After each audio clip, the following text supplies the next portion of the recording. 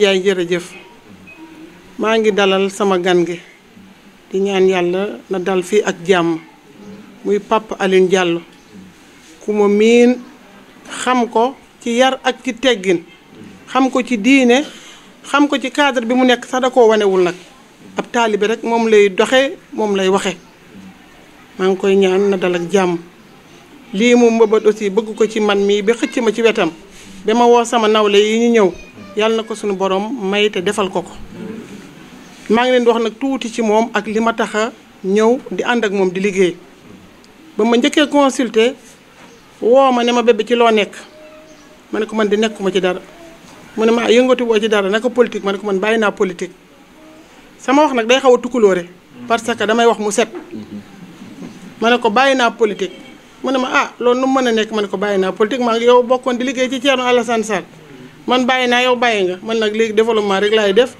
sama ruq bi laa toog ànd ak samay quelques jigéen ñuy wut daal nu ñu suqali ko mu ne ma yow par force laa lay indi sama wet nga liggéey sañ na ko nag ndax am na ñaari cër ci man am na cër liggéey ci man am na cëru mbokk ci man muy sama doom buy yaru bokk ci kër Cheikh Oumar Foutiyou ñu bokk fa maak moom ma ñeme ko lool ndax Pape Alioune Diallo ba ma nekkee ak moom ak Thierno Alassane Sall di liggéey ci presse laa nekk nii lu bari dama ko daan mbébét duma ko mën a am foofu sama kilifa gi nga xamante ne sax muy moom wóor na yàlla yonti moom la ma fa régleel defal ma ko kenn defalu ma ko fa ndax yaram ak tegginam mu laaj ma ne ko man daal affaire politique dama koo bàyyi mu waxaat ma jox ko sama accord pour ànd ak moom liggéey wan ko ne nag man ci développement lay liggéey yor naa benn association suqali jigéenu Mbour 1 may présidente bi Kiné Diop di trésorière bi Fatou Ndione di secrétaire général bi ak mouvement bokk pas-pas bi nga xamante ni Fatou Ba mais ma nga ne toog fayu la nekk mooy secrétaire général bi trésorière bi di Nenne Ba ñoom ñëpp teew nañu bi ma leen ko waxee nag ne leen nañu ñëw ñu ànd liggéey ci wàllu suqali ko ak ànd ak moom liggéey ci li mu bëgg ndax moom léegi day liggéey ak Azibou Soumaré man nag li may def làquma ko man tey laay wane ni maa ngi ànd ak moom di liggéey moom it comme am na njort ci man ak jàppale ci man ak samay jigéen am na ci yéene ma ne naa ànd ak moom woo leen ngeen toog liy mbébétam ci yéen ak liy mbébét ma yàgg koo def te mënuma koo def yàlla jaarale ko peut-être ci moom ma am ci li ma gënal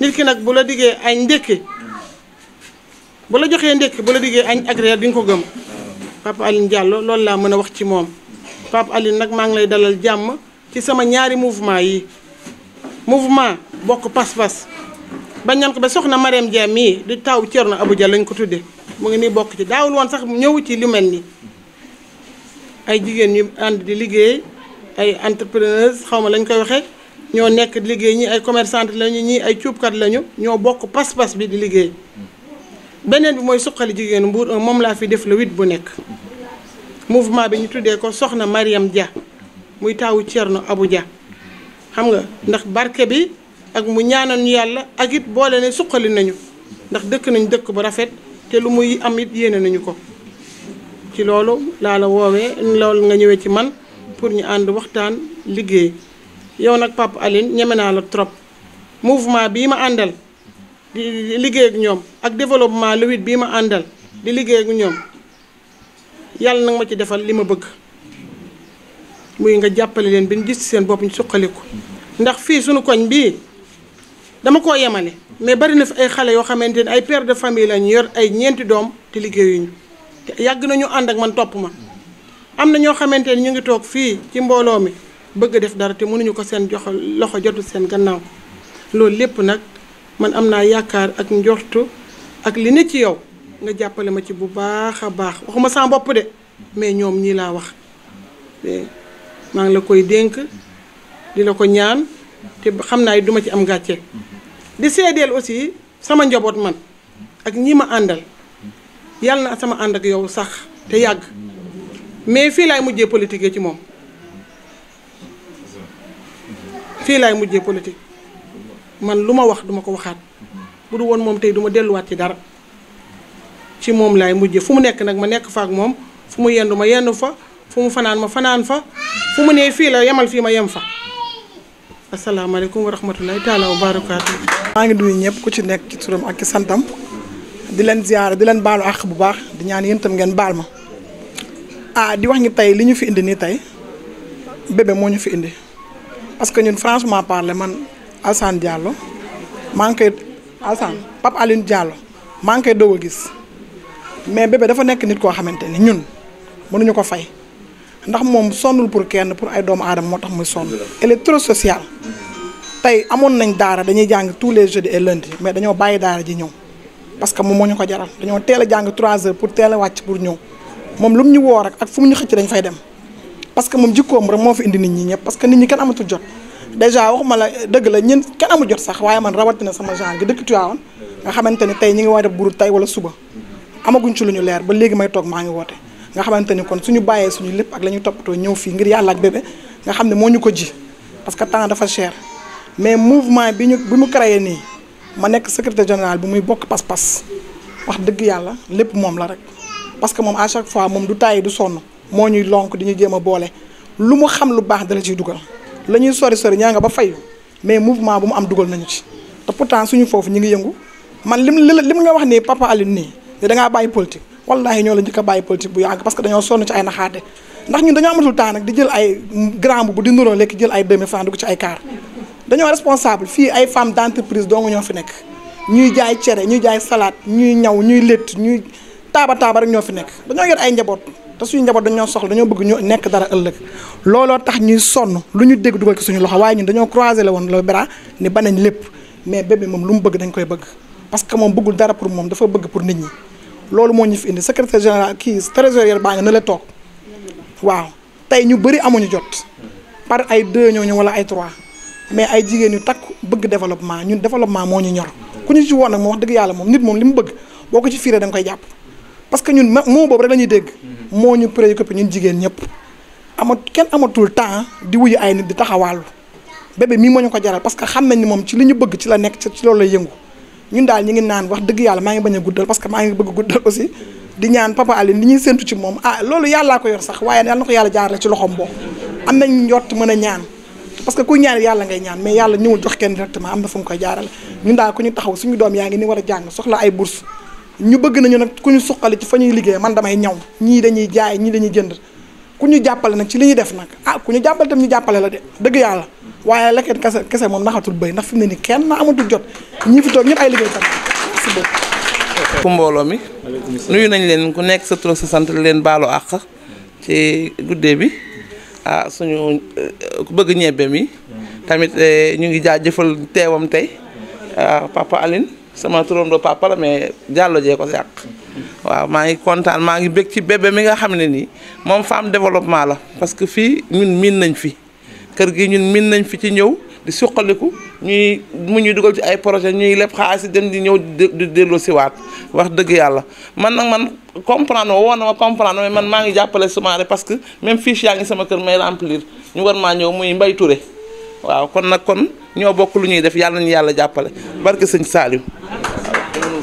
bu ñu xasee ba tënk dara ma ñëw daal di koy nemmeeku ak mbooloom sama yaay Ami Ndoye may wax ne ñoom ñoo ñu yar donc bu ngeen fi waxee yar ak teggin kon ñoon ngërëm lañ leen ameel ñoom bu ñu defoon leneen tamit danañ leen jaaxal bébé am na lu mu fi wax léegi ne dafa am fu ñu nekkoon man ak moom ñu nekk APR Alliance pour la République naam am na ñi nga xam ne sax ñoom ñoo may topp pour mën a ñëw mais du ku nekk tamit ngay mën a booleeg président Hadjibou Soumaré ndax li mu wax léegi ne bi may dugg si am na nu ma dugg see ca ka ñuy àndal la ka ñuy àndal moom noonu la bëggee ay mbiram ba tax na ñun moomuñu pëtti ak i sabaroo ak yooyu demee noonu dañuy ñëw rek wax l'essentiel daal di dem ñu tënku ci ay kàddu donc loolu moo waral mbir mi sax tey jii xëy na demee nii parce que bébé bi mu waxee dañ ko ne tantu ñu defuñu dara mais comme dañu bokkoon APR ngay génn APR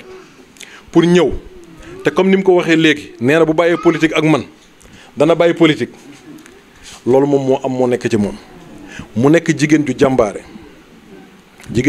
ngi nii ndax fi ñu nekkoon di liggéey dafa jafe woon ndax umpu leen ne fii parti bi ñu nekkoon amu fi lu dul woon 6% la fi amoon donc ñu koy yëkkati ba 42% yegg nañ ko foofu en 2014 mu joué ci un rôle déterminant ci succès boobu nga xam ne amoon nañ parce que succès la tamit bés boo commencé di yëkkati dara nga woo ay nitu valeur yu mel ni moom ñu ñëw wuyu si la tëgg na fii chambre de commerce bis boobu man maa teewal sama kilifa man maa ñëw foofu man la ñu yónni ma ñëw teewal fa sama kilifa mu nekk mobilisation bu am solo bu mel nii ndax nee naa ko bébé dama bëgg nga ànd ak man waaye yow kese bés boo ñëwee loolu laa ko wax ma ne ko yow kese bés boo ñëwee loolu laa la wax yow kese boo ñëwee ànd ak man doy na ma loolu laa la wax de parce que ay nitu valeur la ñuy wut tamit seetuñu mbooloo parce que mbooloo baax na lool waaye aussi foog ñu segg léegi di xool fan la ñu jëm parce que loolu moo indi Sénégal fi ñu toll tey jii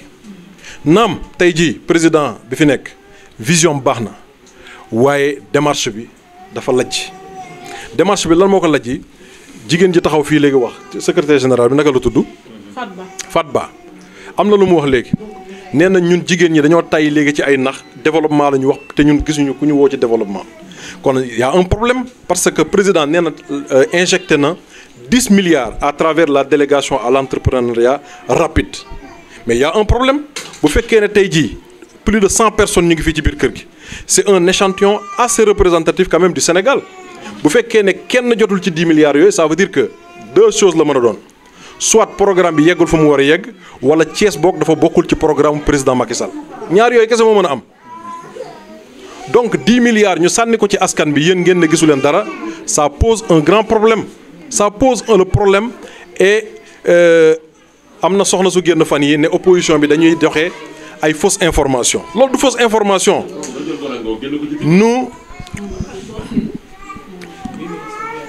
nous vivons avec les Sénégalais leur réalité leur vécu quotidien c'est ça la vérité ñun bu ñu jëlee dara taataan ko ci yéen mënuñu lu dul wax ko ci presse bi ñun yare nañ ñu ni nga xam ne moomuñu taxaw di diingat mais bu ñu constaté li nga xam ne dëkk bi dafa metti ngeen wax fi chômage jeunes yi ñu mën ci teg suñu bët benn métier moo am Thiès tey muy Jakarta benn métier industrie yi bëri woon na biir Thiès mais benn industrie doxatul benn moo fi nekk di yànk tuuti di dox muy NSTS mu ngi jéem a kii te tëjaat na tuuti waroon na tijji semaine passée ba léegi tijjiwul te président seen kanam la fi perfusé 2 milliards donc Thiès va mal Thiès a des problèmes ñun ñoo dëkk ak Thiès waay nag bu ñu dëkkee ak Thiès waay ngeen di poser problème yi ñun naam mënuñu ko faj léegi parce que yoruñu nguur mais incha allah bés bu yàlla defee ñu jot nguur gi incha allah danañu def une meilleure redistribution des richesses loolu moom moo ñu war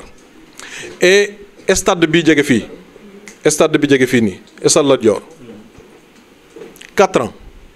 4 ans président Macky Sall yónni fii premier ministre am jamais on a vu dans l'histoire du Sénégal un premier ministre descendre autant dans une ville pour faire de la politique jamais en tout cas Thiès mësul recevoir autant de visites d'un premier ministre et à chaque fois ils viennent ils font des promesses 4 ans qu'on tente de réfectionner ce stade-là jusqu'à présent mënuñu ko livrer alors que Abdou Diouf bi nga xam ne Thiès dañ ko bañ a voter de 81 à 85 ci la tabax stade bi nii à 9 donc ça veut dire que ñoom le régime là mënuñu c'est ça la vérité même bu ñu tegee xaalis bi dañoo mënul man duma leen diingat parce que ci biir laa nekkoon mais vision yi moo taxoon ñu ànd ak ñoom 500 000 emplois ñun gisuñu ko parce que tey am na kenn ku ko wax il ne déclare que des faux chiffres avec cet hivernage qui est catastrophique aujourd'hui on déclare de bons chiffres mais ça c'est insulter les agriculteurs c'est insulter le monde paysan c'est ça la vérité parce que nit ñi da nga leen di masawu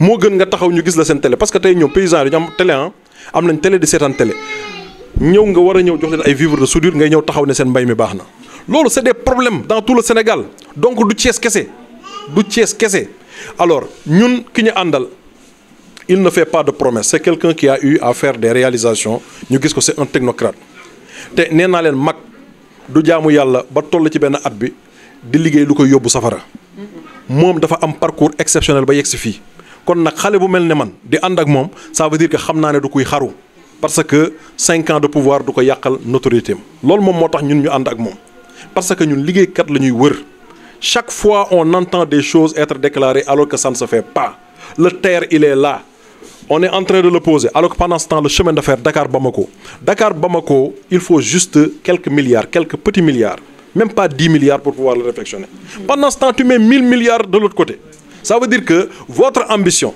l'ambition aujourd'hui de ce régime-là, c'est pas de refaire le chemin de fer, mais c'est de le fermer. C'est ça la vérité. Parce que l'emprise ferroviaire, il suffit juste de se balader à travers l'emprise ferroviaire pour voir que l'emprise est complètement occupée. Il y a une occupation anarchique. Les terres sont vendues. Jamais dans l'histoire du Sénégal, au niveau du ministère des Finances, autant de cadres faire de la politique. À commencer par le ministre de l'Éducation, de l'enseignement, des Finances, moi, je watch sur le terrain aujourd'hui pour faire de la politique. Les fonctionnaires des domaines, pourquoi nous sommes politique bi? Sous Thiès aujourd'hui, je demande aujourd'hui à l'OFNAC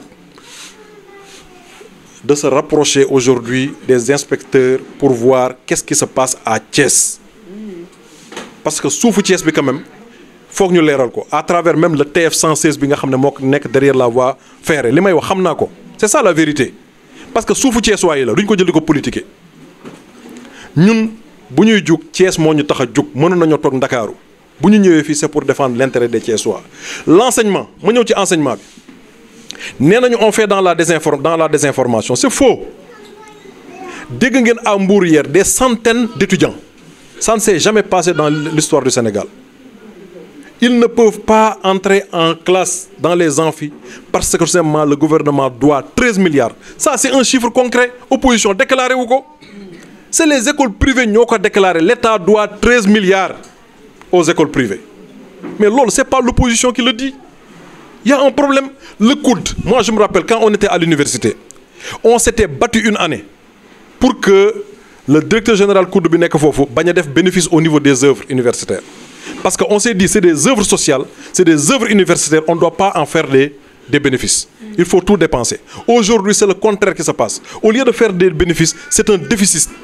Et ça, ce n'est pas moi qui le dis, hein. Il suffit juste de lire la presse. Aujourd'hui, les restaurants sont en train de fermer. Est-ce que c'est l'opposition qui est en train de désinformer? Je pense que nous, le président de la République doit remercier même l'opposition pour les positions qu'elle prend. Parce que si l'opposition arrête de parler, le peuple va envahir la rue. C'est moi qui vous le dis. Il doit prier tous les jours que l'opposition, comme je suis en train de le faire, parle. Parce que si l'opposition ne le fait pas, les populations vont investir les rues. La couverture médicale universelle. Mais c'est un échec. Xam nga buma déggé journaliste ñuy wax yeen journaliste yeen lay waxal. Il faut non, gis nga résultat dañ koy mesurer. La CMU c'est un concept qui est bon. C'est bon partout. CMU ken bañ ko couverture médicale universelle kan mako bañ. Mais est-ce qu'elle s'est faite? Elle ne s'est pas faite. On a inversé les rôles. Qu'est-ce qu'on a fait? Dañu né gaay kay leen bokk ci mutuelle. Mais nga bokk ci mutuelle té hôpitaux yi bés bo fa démé do faju. Donc il y a pas l'offre, il y a pas la disponibilité. Donc c'est de l'arnaque. Parce qu'on soutire de l'argent des Sénégalais. Yo bokkal ci mutuelle, nga génn sa xaalis joxe ci mutuelle. Té bo démé hôpital ñu né la c'est gratuit do faju. Mais c'est de l'arnaque. Ñun kenn bañul, ñun ñoo andon ak président Macky Sall parce que c'était de bonnes visions. Mais dans la mise en œuvre, c'est un échec. C'est ça la vérité. On est contre personne. Ce que je dis, il suffit juste de se rendre à l'hôpital régional. Les hôpitaux, si tu parviens à trouver un médecin, le médecin n'a même pas le matériel pour pouvoir te soigner. Et c'est une chance de trouver un médecin. C'est une chance de trouver un médecin. Donc c'est un peu, et on est en pleine ville. Donc nous, à travers la couverture médicale universelle, j'aime bien le terme qu'il utilise, je lutte contre la désertification médicale. Parce qu'il y a des déserts médicaux au Sénégal. C'est-à-dire qu'aujourd'hui, il va implanter un peu partout, à des distances bien réglées, des structures pour rapprocher les soins aux populations. Mais ça, c'est une vision. Et aujourd'hui, on sait que c'est faisable. Aujourd'hui, à Thiès, on a vu qu'à Mewan, les gens sont encore sous abri provisoire. Mais ça, ce n'est pas des inventions. Nous l'avons inventé. Les films sont là. Les gens le vivent tous les jours. Moi, je pense qu'il faudrait que les Sénégalais aient du juk. Nous ñoo dénkaane woon suñu nguur bu ñu toog rek naan non non président nañ ko may deuxième mandat etc. Non non, il faut savoir sanctionner. Et j'appelle les cadres de ce pays-là qui sont dans l'administration bu fi kenn toog naan non non gis nañ ne kay non waa ji liggéeyul waaye tu es dans la bonne voie bu ma kenn wax loolu. Il faut faire comme moi, il faut sortir. Qu'est-ce que vous perdez? Un fauteuil. Qu'est-ce que vous perdez? Un fauteuil. On vous prend un fauteuil. Le soldat, il perçoit un salaire comme nous. On le paye à partir du trésor. Qu'est-ce qu'il perd, lui? Sa vie. Nous aussi, on perd un fauteuil. On a la chance, si on rentre chez nous, on voit notre famille. Le soldat, il n'aura pas cette chance-là. Le soldat, il perd la vie. En faisant quoi? En faisant son travail. Nous, en disant la vérité, on perd un fauteuil. Non, Anangor. Anangor.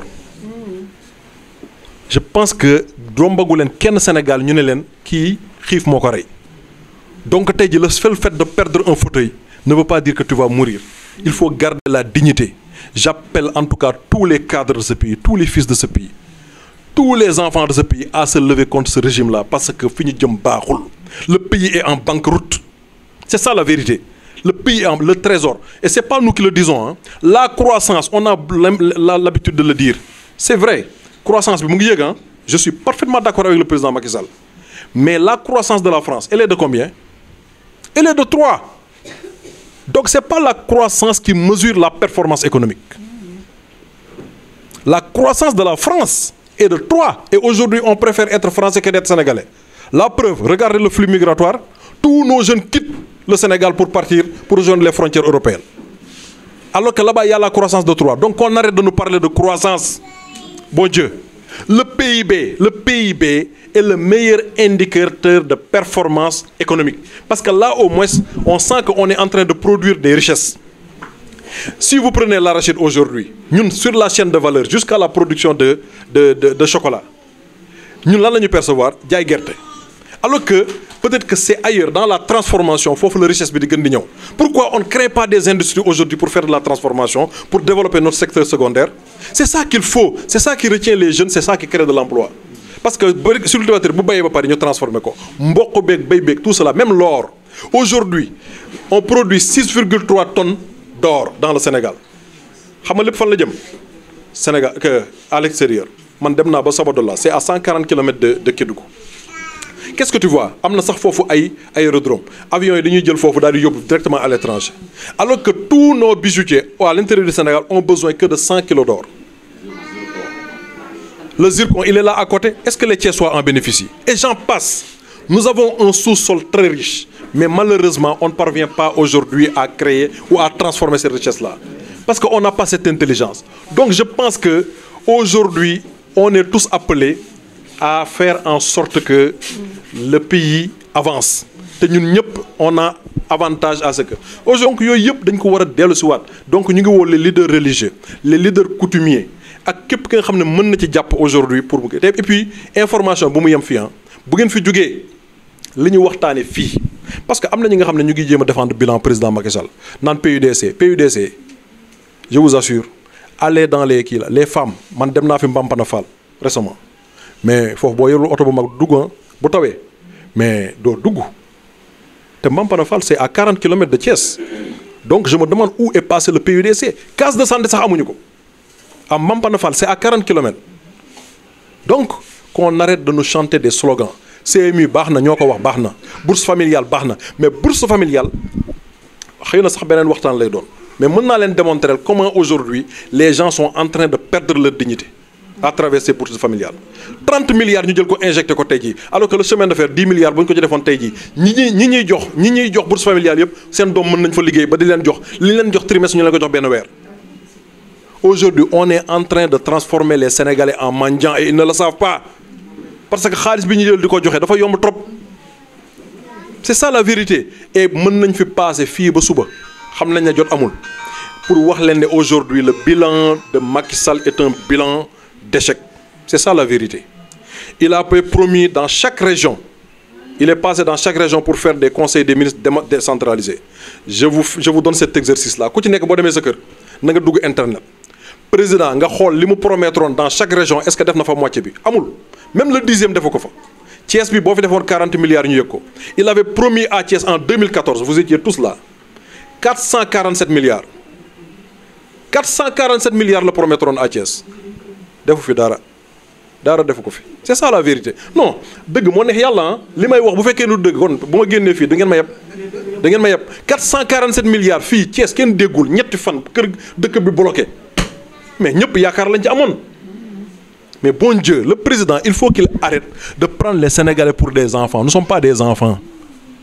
Il n'est pas plus diplômé. Les gens ne vont pas se taire. On va continuer à parler. Les gens vont continuer à parler parce que les populations sont fatiguées. Nous, nous sommes les populations fatiguées parce que nous sommes des Sénégalais. Le président doit avoir pitié de son peuple.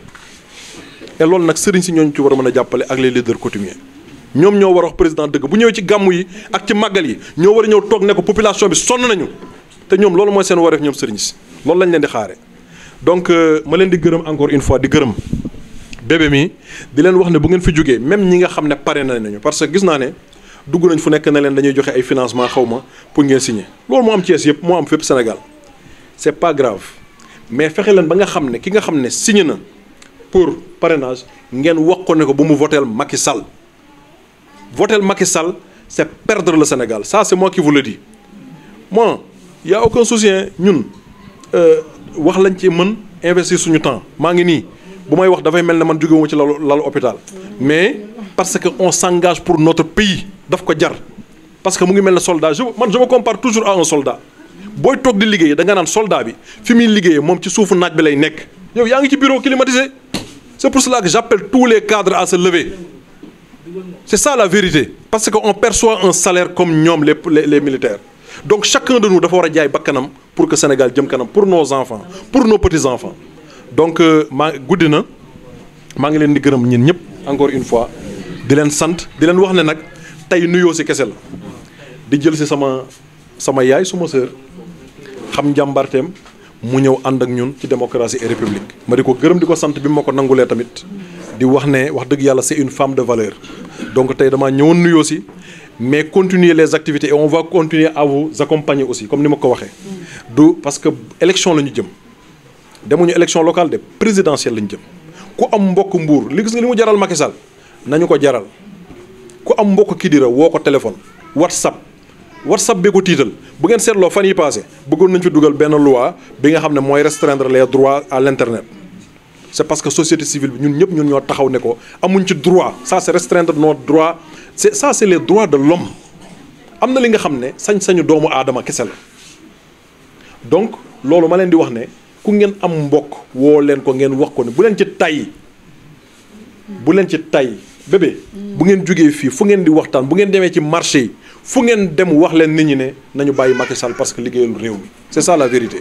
Parce que quand même aussi Thiès c'est une ville phare mais gisuñu Thiès fu mu jëmee kanam nañu fexe ñu liggéey aussi la ville de Thiès donc lu ngeen ci mën rek bébé na ngeen ko def ma leen di gërëm encore une fois di leen sant di baalu àq tamit parce que di wax di ñu leen déglu tamit des fois dana ci am ñu feebar dana ci am ñu bàyyi malade dana ci am ñu bàyyi activité bu ñu lay déglu des fois da ngay war di gàttal mais ñun bu ñu ñëwee occasion yi rek la ñu am du ñu mën a gàttal. dañ naan bu desee benn nit sax danañu mën a toog wax ak moom parce que président Macky Sall noonu lañu doon liggéey ak moom bu ñu daan dem fenn bu fekk nañ fa ñeenti nit laa leen wax ñeenti nit dañuy toog wax ak moom ne leen wala ngeen wax ak waa dëkk bi yéen tamit loolu laa bëgg bu desee benn nit fu ngeen di waxtaane nee leen nañ dem wax ak waa dëkk bi ku ci nekk na ci bay waaram ma leen di gërëm encore une fois di leen sant jërë ngeen jëf